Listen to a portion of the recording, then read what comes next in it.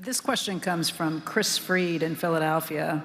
He says, we know that Greg Abel and Ajit Jain are the next generation of Berkshire leaders. Who are currently behind Greg and Ajit in their respective roles? Well, that will be the question that they give their, well, Greg will have some things, extraordinary circumstances, but he's going to succeed me. And then he will be sitting in a position where he needs his equivalent or something close to his equivalent, because he's better at many things than I've been. He will need that substitute. And when the question comes where we know Ajit's opinion on that, but Greg will probably be the one that will make the final decision. I mean, it's his responsibility.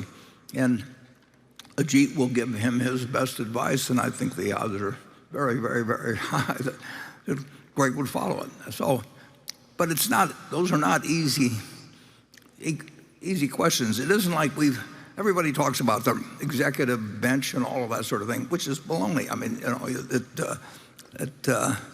you don't have that many people that can run the largest gap net worth company and all kinds of diverse businesses. But you don't need 5 people either. And you need a lot of good operating managers, and you need somebody at the top that allocates capital and make sure that you've got the right operating manager. And we've designed something where we separate the insurance and the rest of the business, and I think it's a very good design. But they would not be smart. We wouldn't be smart to name that decision now about the two different areas of the business, because a lot can change between now and then, and the most likely change is that this job changes. Charlie? I've got nothing to add.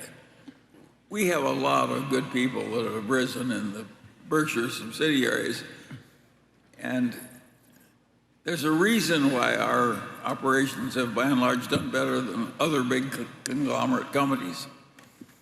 And one of them is that we change managers way less frequently than other people do. And that's helped us. When Paul Andrews died, we know who he thought should take over there, but there wasn't any reason to announce that. I mean, Paul Andrews I wish he'd lived to be 100. We had one of our managers die not long ago, and how old was he at Garin? Yeah, mid-90s, Seymour.